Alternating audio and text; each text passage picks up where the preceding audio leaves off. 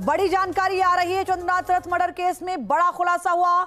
Made in Australia pistol से इस पूरी वारदात को अंजाम दिया गया, यानी जो गोली चलाई गई उसमें मेड इन ऑस्ट्रेलिया पिस्टल का इस्तेमाल किया गया। ये बड़ी जानकारी इस वक्त आपको दे दें। जाहिर सी बात है, जो कारतूस वहां पर बरामद हुए हैं उससे भी ये जांच आगे बढ़ेगी, लेकिन विदेशी हथियारों का इस्तेमाल इस मर्डर केस में किया गया है। जो जानकारी सामने आई है उसके मुताबिक मेड इन ऑस्ट्रेलिया पिस्टल से गोली चलाई गई चंद्रनाथ मर्डर केस में। ये बड़ा खुलासा आपको बता दें, जांच आगे बढ़ेगी। ये समझना होगा किस तरह से प्री प्लानिंग के साथ इस वारदात को अंजाम दिया गया, क्योंकि बताया जा रहा है कि एक लंबी दूरी तक बाइक और कार सवार बदमाशों ने उनका पीछा किया था। जबरन उनकी गाड़ी को रुकवाया गया और उसके बाद उनको बहुत करीब से गोलियां मारी गईं। पश्चिम बंगाल के मध्यम ग्राम के पास करीब बताया जा रहा है कि वहीं वो रास्ता था जहां से चंद्रनाथ रथ की गाड़ी निकल रही थी और वहीं पर उनको गोली मारकर मौत के घाट उतारा गया। हत्या की खबर मिलते ही शुभेंदु अधिकारी अस्पताल पहुंचे, जहां स्थानीय लोगों ने उनको अस्पताल में भर्ती कराया था। घटना की जानकारी मिलते ही बीजेपी के कई ऐसे नेता और कार्यकर्ता जो मौके पर पहुंच गए। केंद्रीय मंत्री सुकांत मजूमदार भी अस्पताल पहुंचे। अस्पताल के बाहर बीजेपी कार्यकर्ताओं की भारी भीड़ वहां पर मौजूद थी। चंद्रनाथ रथ की हत्या से नाराज समर्थकों ने जमकर नारेबाजी की है। 4 तस्वीरें जो इस वक्त आप देख रहे हैं वो इसी वारदात से जुड़ी हुई हैं। हमारे सहयोगी विकास चंद्रा जी इस वक्त वहीं पर मौजूद हैं, जो हमारे साथ जुड़ रहे हैं। विकास जी, अब तक इस पूरी घटना को लेकर क्या कुछ खुलासा हुआ है, क्या जानकारी सामने आई है? मैं चाहूंगी सबसे पहले आप अपडेट दें।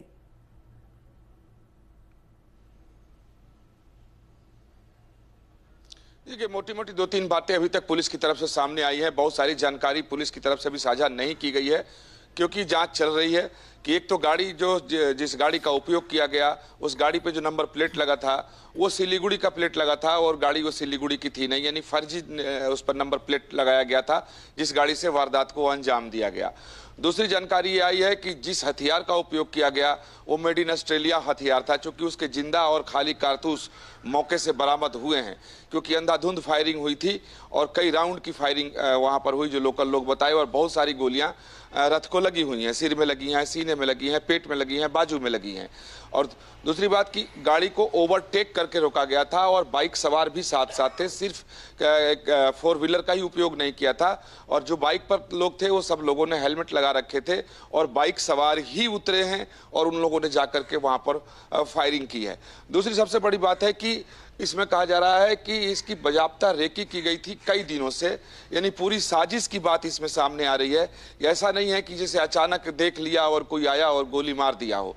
पूरी प्लानिंग के साथ इस हत्याकांड को अंजाम दिया गया है ताकि कहीं कोई गलती ना हो। यानी जो अपराधी थे उन्होंने पूरी रेकी की कि अगर हम गोली चलाएं तो गोली लगे और मरने वाला मरे, और ड्राइवर भी घायल हुआ है। अब पुलिस पूरे मामले की जांच कर रही है, इन्वेस्टिगेशन कर रही है और भी सब तमाम खुलासे होंगे। हाँ, फोरेंसिक टीम रात में ही पहुंच गई थी और फोरेंसिक टीम के लोगों ने वहां से अपने नमूने उठा लिए हैं ताकि वो अपने हिसाब से भी जांच करें। अब इसके ऊपर अब पूरे पश्चिम बंगाल की अगर स्थिति बात करें तो राजनीति भी गर्म हो गई है और माहौल भी गर्म हो गया है। वैसे भी चुनाव के पहले, चुनाव के दरमियान, चुनाव के बाद पश्चिम बंगाल में हिंसा और हत्याएं होती रही हैं, 50 सालों का इतिहास है। इस बार लग रहा था कि शायद शांति रहे, तो चुनाव के पहले और दरमियान तो शांति रही, लेकिन चुनाव खत्म होने के बाद जिसके लिए बंगाल सबसे ज्यादा बदनाम है कि हिंसा होती है, लोगों की हत्याएं होती हैं। और रात एक ही हत्या नहीं हुई है, रात एक और बीजेपी कार्यकर्ता की हत्या बसीरहाट में हुई है, उसको भी गोली मार दिया गया। उसके बाद आरजीकर कांड की जो पीड़िता की मां चुनाव जीती है पानीहाटी विधानसभा क्षेत्र से, जो कोलकाता का सटा हुआ है, उनके भी सहयोगी के ऊपर बम मारा गया है। तो ये रात में 3 घटनाएं घटी हैं। तो एक बार फिर से ऐसा लग रहा है, क्योंकि बार बार हालांकि बीजेपी के नेताओं की तरफ से, शुभेंदु अधिकारी की तरफ से, बीजेपी के प्रदेश अध्यक्ष की तरफ से ये अपील की जा रही है कि भाई आप संयम बरतें, कानून के दायरे में काम होगा, जो दोषी है उन्हें छोड़ा नहीं जाएगा। लेकिन जिस तरह का उबाल देखा जा रहा है तो मुझे लगता है कि कहीं स्थिति अनियंत्रित ना हो जाए, क्योंकि वैसे भी बहुत पहले से बीजेपी के कार्यकर्ता भरे हुए हैं, 15 साल से वो लोग प्रताड़ित हो रहे थे।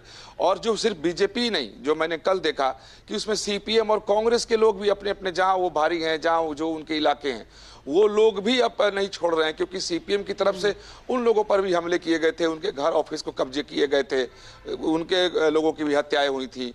जब सीपीएम का दौर था और ममता आई तो सबसे ज्यादा लेफ्ट फ्रंट के लोग ही शिकार हुए थे, तो वो लोग भी मैदान में उतरे हुए हैं। तो अब ये स्थिति थोड़ी सी गंभीर होती हुई नजर आ रही है।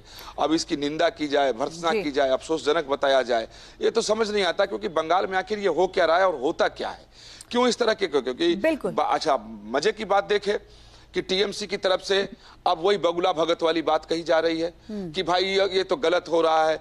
अब उनसे पूछा जाए कि 2023 में 105 हत्याएं हुई थी और पुलिस ने सिर्फ 45 को दर्ज किया था कि चुनाव बाद हत्या, बाकी को आपसी रंजिश, जमीनी विवाद और झगड़े दिखा दिए थे पुलिस ने।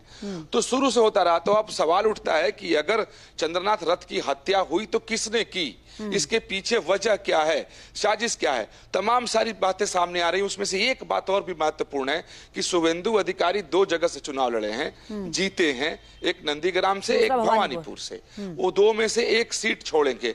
तो ये बात सामने आ रही है कि शायद भवानीपुर वो छोड़ दें, और ये चंद्रनाथ रथ की पूरी जिम्मेदारी भवानीपुर चुनाव की थी कि चंद्रनाथ रथ के देखरेख में ही सारी जो व्यवस्था शुभेंदु अधिकारी की थी। ये शुभेंदु अधिकारी चुनाव लड़ रहे थे, पूरा इंचार्ज बनाया था शुभेंदु अधिकारी ने। तो इसको एक आगे की राजनीति से भी जोड़कर देखा जा रहा है। ये बताया जा रहा है कई सारे इसमें थॉट और एंगल निकल कर सामने आ रहे हैं। चंद्रनाथ रथ भी नंदीग्राम से ही थे। पिछले 5-6 साल पहले जब बीजेपी ज्वाइन की शुभेंदु अधिकारी ने, तभी इन्होंने भी पार्टी का दामन थामा और एक बड़ा चेहरा शुभेंदु अधिकारी के साथ इनको माना जाता था। लेकिन बड़ा सवाल ये है विकास जी कि इसी भय को दूर करना सबसे बड़ी चुनौती होगी बीजेपी के लिए। जो भरोसा दिया है, भरोसे का, उस भरोसे को कायम करना एक बड़ी चुनौती होगी। और बड़ा सवाल ये भी है कि जिस तरीके से ये घटना घटी है वो क्या मैसेज दिया जा रहा है। चूंकि आरोप टीएमसी पर है, सत्ता की हनक भले ही खत्म हो गई हो लेकिन बाहुबल अभी भी कायम है। क्या ये एक मैसेज देने की कोशिश है? क्योंकि अर्जुन सिंह ने साफ तौर पर अभिषेक बनर्जी का नाम लिया है। मैं आगे भी आपसे जानकारी लूंगी, फिलहाल के लिए आपका बहुत धन्यवाद। चंद्रनाथ की हत्या को भारतीय जनता पार्टी के नेताओं को अभी आपने सुना, उन्होंने कहा कि ये शुभेंदु अधिकारी को एक मैसेज देने की कोशिश हो रही है। क्या उनको डराने की कोशिश थी या फिर टीएमसी की तरफ से ये मैसेज देने की कोशिश थी कि सत्ता की हनक भले ही चली गई हो, सत्ता से पार्टी को वहां की जनता ने बेदखल भले ही कर दिया गया हो, लेकिन जो बाहुबल है उसकी हनक अभी भी बरकरार है। लिहाजा इस तरीके की जो घटनाएं हैं वो पश्चिम बंगाल में रुकने का नाम नहीं ले रही हैं। आपको याद होगा लगातार गृहमंत्री अमित शाह जब चुनाव के वक्त और चुनाव से पहले पश्चिम बंगाल में चाहे प्रेस कॉन्फ्रेंस कर रहे हो, चाहे रैलियां, उसमें उन्होंने ये जरूर कहा कि ये भय से भरोसे का चुनाव है। आपको भय से मुक्त होकर भरोसे पर चुनना होगा और भरोसे पर वोट करना होगा। लेकिन इसी भय को दूर करना एक बड़ी चुनौती होगी आने वाले सरकार की, क्योंकि पश्चिम बंगाल में जो जंगल राज जिसका जिक्र शुभेंदु अधिकारी ने भी किया है, उससे लोगों को निजात दिलाना एक बड़ी प्राथमिकता के तौर पर नई सरकार के लिए बड़ी चुनौती भी होगी। बड़ी जानकारी यह है कि बारासात स्टेट जनरल हॉस्पिटल के बाहर पुलिस की तैनाती हुई। शुभेंदु अधिकारी के पीए चंद्रनाथ रथ का पार्थिव शरीर यहीं लाया गया है।